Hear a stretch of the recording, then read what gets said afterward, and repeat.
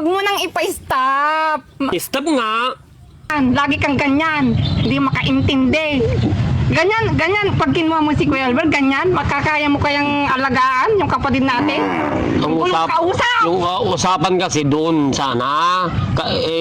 Wala nang usapan. Hindi na nga. Palagi na lang ikaw ang ano. Hindi na nga pwedeng i-layout. Susunod? Hindi ka pa makaintindi. Kasi hollow block yan. Nakapatayo na. Gang. Kahit na, stop yan. Iwan ko sa'yo. Matanda ka na. Pero hindi ka pa rin nakakaintindi. Bakit tayo mo ituloy yung Ay, hindi. Ayoko doon. Ang usapan sa gitna natin. Ay nga, gabi-gabi, inisog mo pa dito sa bahay nyo. May balak yata kayong angkinin naman yung bahay na pinapagawa naman ni Oliver. Ay ngayon, dito mo inusog mo naman. Hindi mong kausap eh. Ikaw, araw-araw kong umaalis, naglalasing. Kaya mo pang intindihin yung kapatid natin Ay, sa kalagayan niya? Kaya mo ba siyang tignan? Ipapa-stop ko yan. Dati parang i-stop yung bahay ni Oliver. Nahintay natin si Kuya JJ. Gagawa ko ng paraan pag-usapin sila para maituloy na natin yung bahay. Kasi sayang yung mga materialis. Tatry ko pa rin pero okay naman si Kuya JJ. Nakikinig naman sa atin. Pero mas maganda kasi yung marinig ko sa kanilang magkakapatid kung ano yung magiging saloobin nila. Hanggat kaya ko mga kababayan, gagawan ko ng paraan. No? Saan ka nagtrabaho ngayon kaya JJ? Sa Kondadi Prangge, sa Mungkada na Prangge. Sa Mungkada. Okay. Mabuti maaga-aga ang dating mo ngayon. Maaga naman Daddy Prangge. Alam kong dumating kayo. Kaya, Naramdaman mo. So kaya ako bumalik dito, Kuya JJ, kasi ayun, nangihinayang ako na hindi matuloy yung bahay ni Kuya Oliver. Kaya gusto ko sana mag-usap kayo ulit ni Ate Ansing.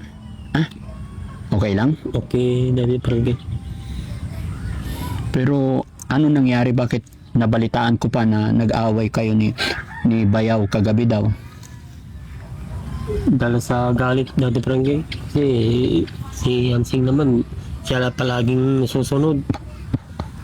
Ang usapan doon sa gitna ng bahay namin. Kabira-bira, doon pala naman sa tinabi pa sa yung bahay niya, yung pinapagawan yung bahay ni Oliver. Hindi pwede yung Daddy Prangge. Talaga ipapa-stop ko ang talagang trabaho Daddy Prangge. Hindi ganyan lang. Palagi siya nalang susunod.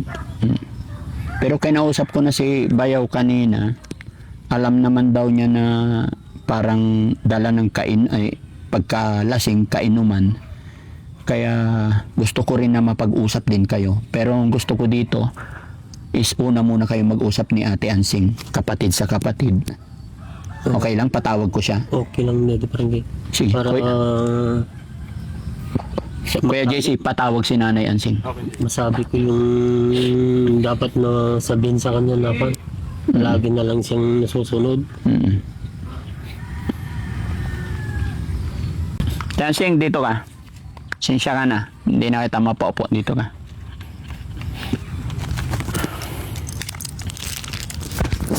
Ansing, kinakausap ko si Kuya JJ kasi gusto ko talaga na matapos yung bahay, maipagpatuloy yung bahay. Mag-usap po kayo. Bakit tayo mo ituloy yung Ay, hindi. Ayoko doon. Ang usapan sa gitna natin. Ay nga, gabi-gabi, inisog mo pa dito sa bahay nyo. May balak yata kayong angkinin naman yung bahay na pinapagawa naman ni Oliver. Yun bang iniisip mo sa akin? Oo, basta stop yung trabaho. Ayaw kong ganyan na may usapan na nga tayo noon na doon sa gitna natin para magkalapit yung bahay. Bahay mo, sa bahay ko magkalapit. Di ano natin siya. Dalawa tayo Ay ngayon, inisog mo pa sa bahay mo? Kung ngayon, kung yan ang gusto mong mangyari na stop yan. Oo, talaga stop ko yan. Bibigay ko sa Kuya Oliverta, ikaw nang bahala sa kanya. Oo, sige. Yun ang gusto mo. Ikaw nang bahala. Kaya mo bang gawin yung ginagawa? Palagi naman lang ikaw ang nasusunod. Ba't wala? Kasi alam ko yung nakakaayos sa kanya. Ako yung nakakaalam. Ikaw, alam mo ba yon? Ay, basta stop yung bahay. May balak kang angkinin niya pagkakuan. Siguro pagbahayan nyo yan, pagka tinuloy yung bahay ni Oliver. Ganun palang iniisip mo, pues, kung yan ang iniisip mo, ibigay ko sa si Kuya Albert, ikaw nang bahala, ikaw nang maghugas ng puwit niya, yung pinagtahian niya, ng damit niya, ikaw nang bahala. Kasi yan ang iniisip Kasi mo. yung usapan kasi doon, may usapan na doon sa gitna ng pagitan natin. Hindi nga, ikaw din naman ang nagsabi noon na halimbawa maghati-hati, di wala ka ng Ngayon, stress. inusog mo naman sa bahay mo. Sige, tanong kita. Gusto mo ba, halimbawa, yung nasakupan mo, ibigay kay Kuya Oliver? Sige Walang nga. problema yun. Oh, Basta yung usapan na doon sa gitna ang papagawa doon. Ang usapan. Walang problema kung kung ba yun. Yung usapan na doon siya magtitira, doon sana. Ay ngayon, dito mo inusog mo naman. Hindi mo kausap eh. Ikaw, araw-araw kang umaalis, naglalasing. Kaya mo pang intindihin yung kapatid natin Ay, sa kalagayan niya? basta Kaya mo ba siyang tignan? Ipapa-stop ko yan. Dati parang i-stop yung bahay ni Oliver. Huwag mo nang ipa-stop. I-stop nga. Wala ka na naitutulong, makialam ka pa. Angkinin mo lang naman Ay, yun. hindi kuya angkinin. Para sa kapatid Ay, natin yan. dapat doon sa gitna sana. Doon ka na, doon siya Wala namang pandon. Inusog ko lang ng konti sa bahay ko. Kaya nga, hindi may balak kang angkinin. O di, yun ang iniisip mo. Ibigay ko na sa'yo si Oliver. Bahala ka na sa kanya. Ikaw nang bahala. Patirahin mo doon sa bahay mo. Ang Paano yung bahay? Hindi stop na daddy parang ngayon. Ipapa-stop ko.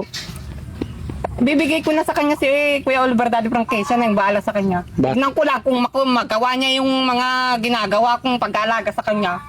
Papa-stop ko yun daddy parang yung bahay niya. Doon naman palang, di niya nagpatayo ng bahay. Kasi alam mo, Kuya JJ, ayaw kong lumaki yung hidwaan ninyong magkakapatid, lalo na't nalaman ko na kagabi nagkaroon kayo ng sakitan ni Pati Bayaw. si Bayaw Bakit ano ba nangyari doon, Kuya JJ? Pati siya nakikialam na angkinin din yung Pwede- bahay. Ko, isip mo lang yan. Itinawag ka lang naman na samahan siya na magpa-check up. Ikaw pa yung galit. Paano bang simula ng away ninyo? Kasi sabi ni Ate Ansing, inaaya ka daw na ipa-check up, pero ano ba talaga ang nangyari? Siya Siyempre pa yung gusto ko galit, Daddy Frankie. Ha? Siya pa yung galit. Kasi doon, Hindi, gusto kong malaman din ano ang simula nila. Paano kayo nagsimula? Bakit ka nagalit sa asawa ni Ate Ansing? kasi yung usapan daddy Prangge, inulit-ulit ko doon sana sa gitna. Pati naman sila, sa ngayon, dun, sa mag-asawa nga, doon ba sila nagpatayo sa tabi ng bahay nila? Hindi dapat doon. Gusto ko kasi talaga, kaya inaalam ko talaga punot dulo eh. Tapos sabi ni Bayaw, Kuya JJ, na yung pinagbentahan daw ng kawayan, hindi mo daw hinati. Paano bang totoo dyan? Na Pati kawayan na gusto pa lang nilang hatiin pa yung pagbintahan. Paano? Nung tinatanggal yan, di ka naman tumulong. Tapos nung ang pagbintahan na, ikaw naman yung nakarami. Oh, di ba? Wala naman yun. Basta kawayan lang sasabihin mo sa akin, yun. ako yung interesado sa bahay ni Kuya Oliver. Uy, Ikaw naman yun ang ganong may style eh. Talaga, may balak kang angkinin yun, yung bahay ni Oliver. Kaya papaisap po yan. ano, Kuya JJ, basta ang gusto kong mangyari, kaya nga pinag-uusap ko kayo, para kung maiwasan natin yung problema, no? Kaya gusto kong mag-usap kayo ng maayos, Ate Ansing, kung ano yung dapat kong gawin, baka makatulong pa ako. Yan lang naman ang nagpapagulo ng sitwasyon, Daddy Frankie eh. Bakit mo naman nasabing yun? Pinagpipilitan niya na stop. Nandyan na nga eh. Papay-stop pa niya. Di siya yung hindi nakakaintindi, Daddy Frankie. Kaya ba niyang magpagawa ng gano'n pag pinatigil mo yan? Papay-stop na yan. Kaya yung usapan sana. Kaya walang gagawa dyan na pre. Hanggat hindi natin maayos yung kwan. So, Kuya JJ, anong paraan or anong gusto mong gawin ko para matuloy yung bahay? Paanong paraan? Ipapaliot ulit dari pre. Usog sa gitna talaga. Doon ang usapan. Mm. Bakit? Sa tingin mo, gano'n-gano'n lang maglipat ng layout? Talagang hindi ka nakakaintindi. Tingnan mo, lasing ka na naman. Lagi kang ganyan. Hindi makaintindi. Ganyan, pag kinuha mo si Kuya Albert, ganyan, makakaya mo kayang alagaan yung kapatid natin? Walang kausap! Yung usapan kasi doon sana. Wala nang usapan. Hindi na nga, Palagi eh. na lang ikaw ang ano. Hindi na nga pwedeng i-layout, Susunod? hindi ka pa makaintindi kasi hollow block yan, nakapatayo na, gang. Kahit na, stop yan. Iwan ko sa'yo! Matanda ka na, pero hindi ka pa rin Stop. nakakaintindi. Daddy Frankie, si Papa, stop po yan. Ate Ansing, Daddy Frankie, ang hirap niyang kausap, Daddy Frankie. Ikaw na nga magpaliwanag sa kanya, baka sakaling dinggin ka niya. hindi.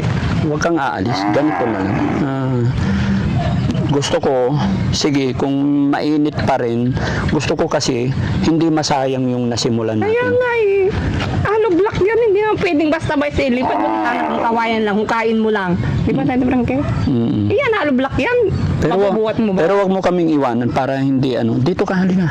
Usap lang tayo. Okay lang, sige, ilabas nyo yung gusto nyo. Ang gusto ko pag nailabas nyo na yung Daddy Frankie. hindi, ang gusto ko pag nailabas nyo na yung mga gusto nyong sabihin, tapos magsisimula tayo ulit. No? Okay lang. Basta walang sakitan, hindi kagaya ng nangyari kagabi na nagsuntukan silang dalawa. Matandaan sila pero ganyan pa rin yung asal nila. Para silang bata. Dito ka lang, dito ka lang. Listen. Alam mo ba nangyari kay Bayaw? May sugat siya dito sa noo, tapos namamaga yung kamay niya. Ay, nagaway ba kami kagabi, Daddy Frankie daw? Hindi mo na alam yung ginagawa mo kasi sobrang kalasingan mo. Ganito na lang, Kuya JJ, kung sakaling halimbawa, naisip mo na mas nakalamang sa'yo si Ate Ansing, gagawa tayo ng paraan. Basta maging okay lang kayo. Kung ano man pa yung pwede kong gawin, makagaan. Kasi total na tinignan ko naman kanina yung bahay, hindi naman totally nakadikit. No? What if gagawa kami ng kasulatan or pupunta ako sa barangay, gagawa tayo ng kasulatan na itong pinagtayuan ng lupa ay bahay ni Kuya Oliver. Gagawa ng kasulatan na walang aangkin dyan kung hindi si Kuya Oliver. Kasi- salamat Daddy Frankie pagka ganun. Kasi nabanggit mo sa akin, worst to worst, di ba? Hindi siya hinihiling. Sabi niya kasi pag hindi siya hinihiling, namatay si Kuya Oliver or nawala sa mundo dahil lahat naman tayo mamamatay, may kasulatan na walang aangkin nino man sa inyo. Oh, Daddy Frankie, payag naman ako. Magiging sa inyong magkakapatid. Ito, hindi ko iniisip na maging ganun. Pero sa ikapapanatag ng lahat mga kababayan, dahil lumalalim sa totoo lang, nagkaroon ng suntukan si Kuya Louie, asawa ni Ate Ansing kagabi, nagkaroon sila ng suntukan. Tapos, kaya nga po hanggang ngayon, hindi ako umalis hanggat hindi sila magkakasundo. Kaya gusto ko patawag din si Kuya Louie para mag-usap-usap kayo. Okay lang? Ha? Okay lang? Pero sa bahay, okay lang Kuya JJ na pag nakagawa ako ng kasulatan, pipirma si Nanay Ansing, pipirma ka, papirmahin din natin yung isa niyong kapatid dyan sa harap na itong bahay na to kahit anong mangyari kay Kuya Oliver. Oh, Daddy Frankie. Payag naman ako doon. Payag ka. Para matahimik na siya. Matahimik na si Kuya Oliver, ay Kuya JJ. Para wala siyang Sige, kausapin mo. gagawa tayong ganun para wala ka nang masabi. Para matahimik ka na. Para wag ka nang mag-isip ng kung ano-ano. Kung nandito si Daddy Frankie, hindi mas maganda yung ganun na naisip niya. Para yun ang... Paliwanag. Yun, at saka naka-video naman to. Parang ito yung pinaka-witness natin. Witness din to mga sponsors natin. Katunayan na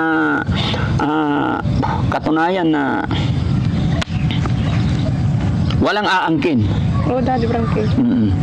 Kasi sa totoo lang Nanay Ansing, kaya sabi nga niya kanina, nagagalit siya kasi pati asawa mo daw nangingialam na, kaya nagalit siya, nagalit siya kagabi nung lasing siya. Nangingialam na parang pati yung asawa mo, siya rin daw ang gumagawa ng paraan para makuha ninyo yung bahay. Ay, sa isip lang niya yun, Daddy Frankie. No? Sawa ko, papacheck up niya yung kapatid ko kung tutuusin, dapat kapatid talaga ang numero 1 dyan. Diba? Hindi, kaya siguro siya umaayaw kasi nga may galit na siya. Anong kinakagalit niya? Ano kinakagalit mo? Doon nga, sa kwahan, usapan Sige. natin. Gumawa si Daddy Frankie ng papel, paper mo ako. Wala naman akong kantyan. Ginagawa ko lang naman yung obligasyon ko, berang kapatid ni Kuya. Kasi nangihinayang ako sa panahon na hindi nakakapagpagawa. Hindi tayo nakakagawa. No? Tapos Kuya JJ, bawasan mo rin yung pag-iinom mo kasi sabi ni Ate Ansing, lagi ka daw nagiinom. Paano mo nga naman matutulungan si Kuya Oliver kung lagi ka daw naglalasing? Kan lang naman natin Frankie. Ang ano lang sa kanya yun, ito. Pero aalagaan din na mabuti. Pero wala ka naman ng ibang hinanakit or wala ka bang, kasi sabi ni Nanay Ansing, ito sasabihin ko na para maging maayos kayo, na parang nagsiselos ka na daw kasi parang si Ansing lagi ang nabibigyan. Oo, Daddy Frankie, palagi siya naman ng susunod. Tingnan mo na, Daddy Frankie, o siya na yung nagsabi. Siya na mismo ang lumabas sa bibig niya na naghihinanakit siya sa akin. Bakit? Kasi Siya laging nasusunod, Daddy Frankie. Kami ay na lalaki, hindi na kami may usapan na kwan. Tapos siya na palaging nasusunod, babae pa naman siya. Kami sa daang kwan, Kasi nga, kasi pag-decision dyan. sa akin nakapoder si Kuya Oliver. Hindi mo ba maintindihan yun? Kung sa inyo sana, di hayaan ko lang. Wala na akong pakialam. Bahala na kayo kung anong gawin nyo sa kanya. Nasa akin si Kuya Oliver eh. Ako yung nag-aantabay sa kanya. Ako yung nag-aalaga kung anong makakabuti sa kanya. Ngayon mo lang inaalagaan, no? Ako, 20 years kong inalagaan si Nalagaan mo dyan sa Liber. kulungan. At least, inalagaan ko. Ngayon, may interest ka na sa bahay niya. Ayaw ko lang mangulit yung nangyari na nandyan na nakalugmok sa ganyang kalagayan. Gusto ko makaahon na siya sa ganung kalagayan. Kaya pinagbubuti ko yung ginagawa ko. 20 years kong inalagaan si Oliver. Gusto mo bang bumalik sa ganyang kalagayan? Ngayon mo lang inalagaan. Ganyan na ang ano mo. Nalagaan mo nga noon, pinabayaan mo naman. Naglalasing ka, pag hindi ka na, nandiyan ka na sa inuman. Tama ba yun? Inaalagaan ko din. Kung hindi ko inalagaan, hindi namatay naman. Ayun